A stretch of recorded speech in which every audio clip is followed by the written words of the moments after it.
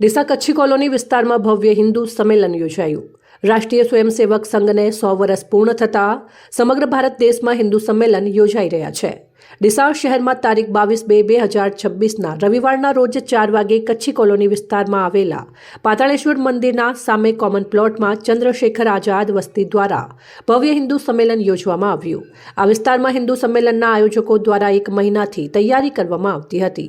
એક સફળતાપૂર્વક આયોજન સારું રહ્યું હતું। આ હિન્દુ સંમેલનમાં પ્રખર વક્તા તરીકે મહાત્મા નિજાનંદ બાપુ ગોતરકાના દ્વારા હિન્દુઓને જાગૃત થવા સનાતન ધર્મ વિશે તેમજ હિન્દુઓને જાગૃત થવા હિન્દુઓએ એક થાઓ અને વિધર્મીઓથી દૂર રહો, વિધર્મીઓ જોડેથી કોઈએ સંપર્કમાં રહેવું જોઈએ નહીં તેવું સરસ વક્તવ્ય આપ્યું। તેમજ સંઘના જિલ્લા કાર્યવાહક કૌશિકભાઈ જોશી દ્વારા પણ હિન્દુત્વ માટે પ્રવચન આપવામાં આવ્યું।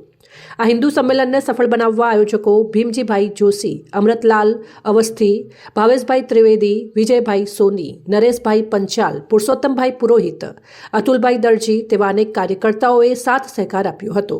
રત્નાકર સોસાયટીના રહીશો દ્વારા ડીજેના તાલે અને દીકરીઓને માથે કળશ દ્વારા વિશાળ શોભાયાત્રા સાથે હિન્દુ સંમેલનમાં પધાર્યા હતા। આ હિન્દુ સંમેલનમાં સેવ બુંદીનો પ્રસાદ રત્નાકર સોસાયટીના ભાઈઓ અને બહેનો દ્વારા બનાવીને દરેક હિન્દુ પ્રેમી જનતાને આપવામાં આવ્યો હતો। અહેવાલ અમૃતમાળી, સંબંધ ભારત ન્યૂઝ, ડીસા।